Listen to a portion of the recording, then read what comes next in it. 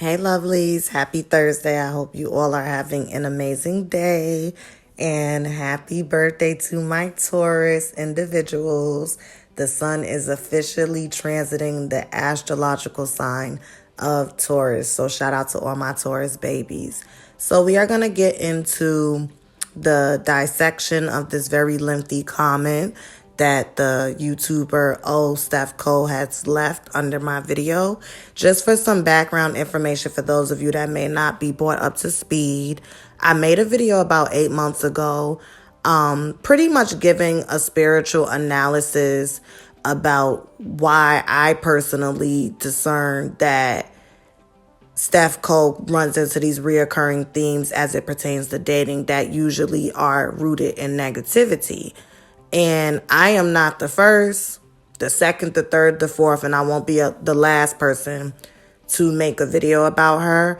There are several thousands of videos about her, especially when she went viral for her sensational, infamous video, I Don't Have Pretty Privilege.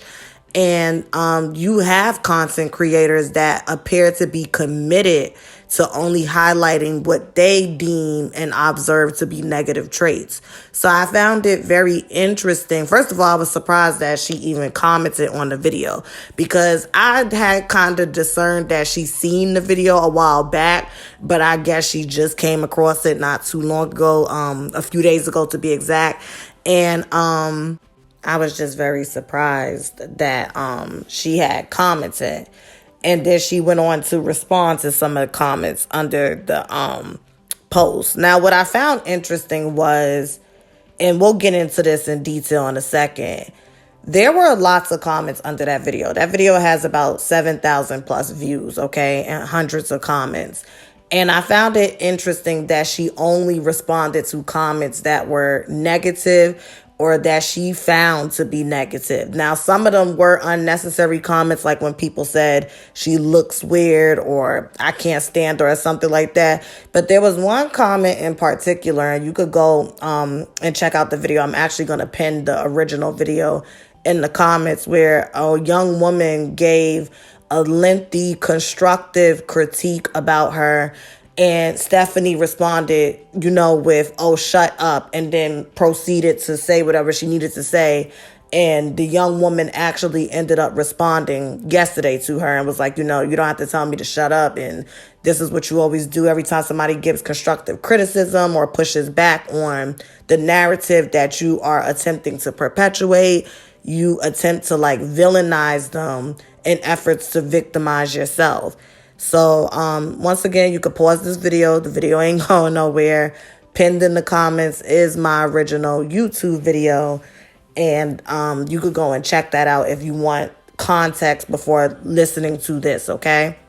Now, as promised, as you can see on the screen, I will have parts of the comment that she left, because I had to break it up into pieces, because she has stated a lot of things that I personally felt deserved individual feedback to. I didn't just want to respond to the comment as whole, because there was a lot of things that she touched on. I was having an issue resizing and cropping comments. So I want to say 3/4 of the comment will be on the screen. And then towards the end, when I get down to the end of it, you won't see the rest of her comment. And I apologize in advance. I'm really trying to step my stuff up with YouTube. I've been ordering and looking into different things. And if anyone has any advice on how to do that moving forward, feel free to, give me feedback in the comments and point me in the right direction. Thank you so much for listening to this, for commenting. I just want to make it very clear, I'm not coming from a messy place. I'm just responding because she stated a lot of things. And as always, she may be the catalyst of this video and the conversation that we're about to have. But because we are a collective and we all relate to one another in some way, and we have these shared experiences by way of having shared identities to a certain degree, with differences, of course, respectfully. If something resonates with you, feel free to comment below. Melanated Crowns is a safe space. We are all respectful here. We can agree to disagree, but we're adults, and that's what it's all about. So let's get into it. So she starts with saying, I don't know when, if you or your subscribers or your viewers will see my comment. I know this video is a bit older, so I'm not sure what notifications you will get. I wrote another comment, but I deleted it because I feel this one better gets my point across. All the evidence that exists in the world regarding desirability politics and the experiences people have navigating within them deserve so much more than this message here. All the evidence and stories that exist regarding dating and the twists and turns one can encounter despite best intentions deserve so much more than what is discussed here. I know you are aware of the criticism and negative feedback one can get not only from communities outside themselves, but from their own communities as well. To suggest that I have only experienced the lack of acceptance in communities outside my own is incredibly ignorant. I have been susceptible to the nasty, self-hating, internalized racism that exists within Black communities as well. Just look at your comment section. Comments about my wigs, my double chins, which thank you for defending me on that. People can be so cruel of any hue. And with as many women, especially Black women, that come forward every day and talk about their experiences, why are we still negating or chalking it up to lack of spiritual strength? Why do we gaslight under the guise of helping raise the vibration? Give me a break. So that's the first part of her comment, and I'm now going to respond to that. So first and foremost, Steph, I never negated any of the things that you just spoke to, and I never felt like the experiences that you volunteered on a public forum, to be clear, were false. I think in my video, I specifically said that I don't think that you're lying at all, okay? I feel like you are pretty much using your negative experiences as it pertains to dating and desirability politics as a crutch in an effort to validate your defeatist attitude. And the reason why I'm going to stand on that opinion is because for me, as a 230-pound woman, okay, who is about 5'6", 5'7" tall, I don't wear makeup, okay? I don't wear the hairstyles that are considered to rank as it pertains to desirability politics in our westernized society. I don't do any of those things. And I still have committed myself with intention to still, show up for myself and still go out there and date and have fun and just come into my womanhood, okay? And I'm 26. I've realized, okay, and I get it, we all realize different things at different points, that we are all beautiful to someone and unattracted to someone else, okay? It is what it is. We are not going to be every cat's meow, so to speak, okay? The gaslighting, never that, okay? I do my best to never gaslight, invalidate, or negate someone's experiences. And I honestly don't have to in efforts to give suggestive approaches as it pertains to navigating the ups and downs of life. Okay? I made it very clear when that video started, which once again, the original video is pinned in the comment, that this would be a spiritual analysis. So that is why that was the foundation of my commentary, okay? And the reality of the situation is, whether you want to believe it or not, and I know that you do because you get tarot readings. You've spoken about this on your channel. You are into astrology. You've also spoken about that on the channel. The frequency, okay, whether we want to believe it or not, the frequency that we vibrate on dictates the experiences, people, and situations that we not only attract, but allow to stick and make an intentional choice to say, I'm going to participate in that. Now, let's spend some time on that comment I just made, because I feel like what I just said was very important, okay? You can be the highest vibrating person ever and still attract people and situations and things that are beneath the vibration that you are on. However, if you choose to participate and allow that person to have access to you, you are solely responsible for that choice. especially as a full-blown adult, which you are, okay? In my personal opinion, women, especially Black women, who've had these experiences similar or identical to yours, deserve more than sympathy and coddling and enabling. You also deserve a harsh dose of reality to snap you out of your cognitive distortion. Because what's happening is you may be unintentionally and subconsciously creating a space where you feel like the same thing is going to happen over and over again because you've had a string of negative experiences, or maybe you had one or few negative experiences with huge after effects that still negatively plague you, that, trick you into thinking that this is going to continue to happen. You understand what I'm saying?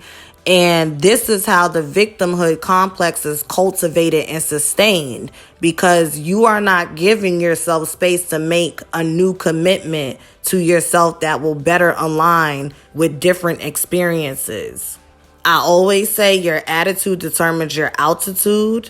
If you are constantly telling yourself that you are at a disadvantage, subconsciously, not only will you water this belief, but as time goes on and it forms, the belief will have you. It's one thing to have a belief about yourself, but it's another thing when that belief has you in such a chokehold that it's literally blocking you from obtaining what it is that you're constantly pursuing. It's like you become a hamster on a wheel. So we're going to pause there and we're going to return to the next part of her comment, okay? And I don't know if this will be on the screen because, like I said, I was having trouble screenshotting it and whatnot. So I apologize if y'all can't see this part, but it's on my community wall. And once again, the original video is pinned in the comments, so you could go and just click that, and then her comment that she left is pinned at the top, okay? Just so y'all can make sure that I'm being 100% honest with what she said and not paraphrasing or remixing, okay? So the next part of her comment was, I know you are aware that due to societal circumstances beyond our control, Black women are the least partnered in the United States, with 62% of us remaining unmarried and unpartnered for life. So when a Black woman comes forward and tells stories about mistakes and mishaps in order to try and make light of a bad hand dealt, you are drawn to criticism instead of understanding. I feel like that was like a hypothetical statement question, and here's my response to that. So number one, accountability is not criticism. I can see how someone like you, Steph, who appears to be an individual who doesn't sit in awareness long enough to acknowledge the part that you are playing in these reoccurring themes in your life, would take my constructive analysis with suggested solutions and tools as such. Like I could see that, right? I always strive to be fair and empathetic. Okay, I am a spiritual advisor with a legitimate spiritual advising business, life coach, and I'm halfway through my master's in a social work program at an Ivy League school, okay? Not only do I have the tools from lived experiences, okay, I also have the clinical background as well and the holistic background to state my opinion. And again, it wasn't a situation where I just shot off a bunch of criticism and didn't offer suggested solutions and tools and approaches. I did. I just feel like, once again, if people's commentary or responses to your commentary is not echoing what your ego wants to hear and what you tell yourself, you automatically write it off as an attack. Now, in regards to those statistics, and y'all feel free to jump in the comments, correct me if I'm wrong.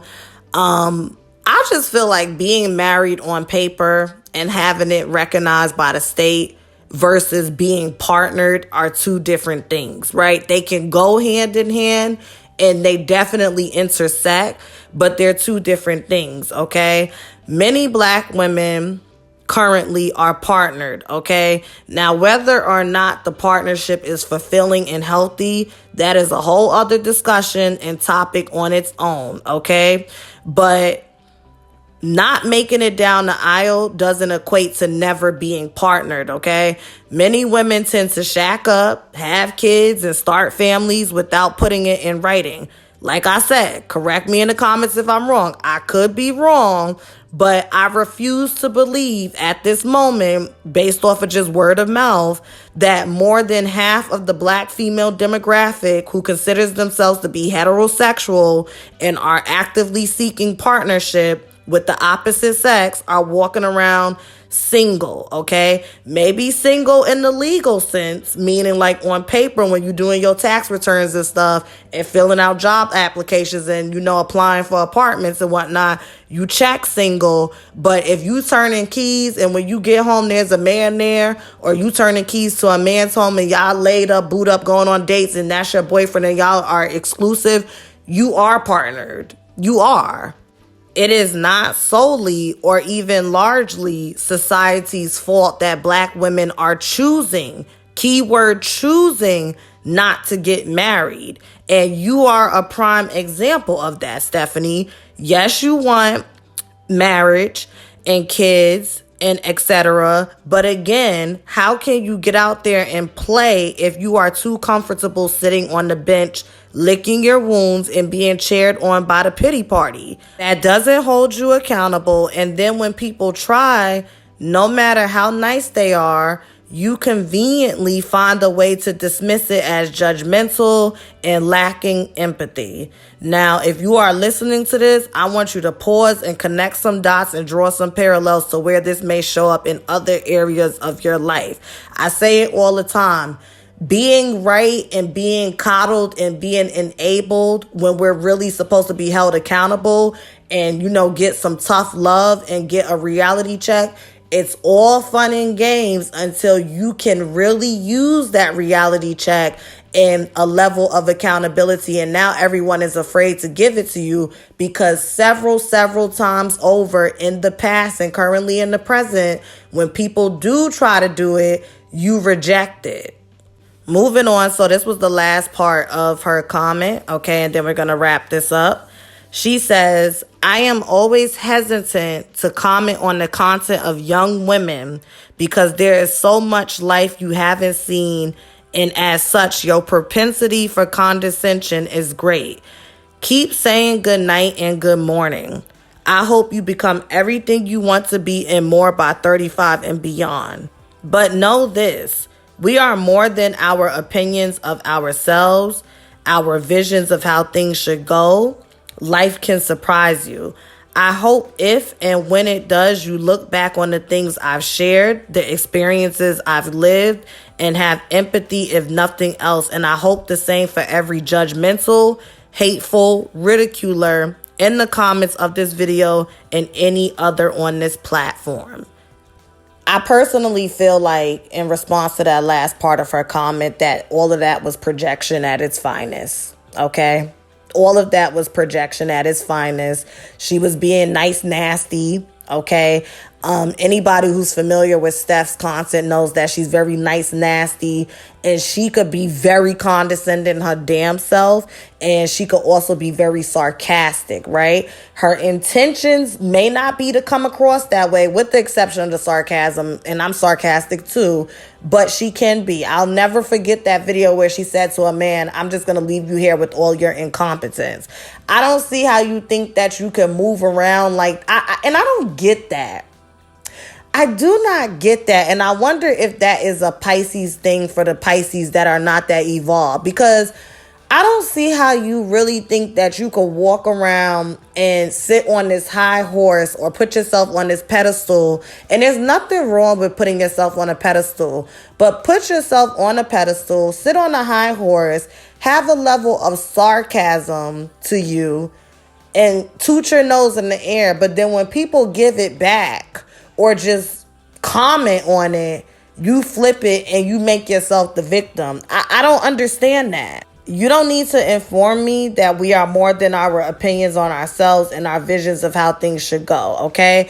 You should write that down on a Post-it like Gabrielle Union and Being Mary Jane and tape it to every wall and mirror in your house, because that is something that you would benefit from knowing, because that is something that I actively use and tell myself in my everyday life, okay? Next, the whole thing, with the life will surprise you, sweetie. You don't know me, okay? Life has surprised me 10 times over. Last year, I was studying for my LSAT and applying to law school in January of 2021.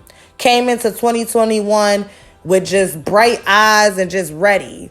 And then February 7th, I get a phone call that my mother tried to jump out her 4th floor window.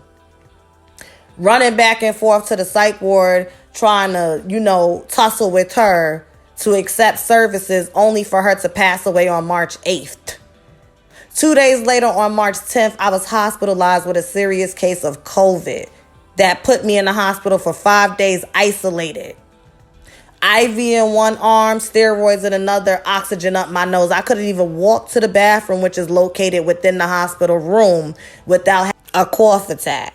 I was so stressed and filled with anxiety and grief that doctors had to come in and take my phone away and would hold my hands and make me count backwards to 10. Okay?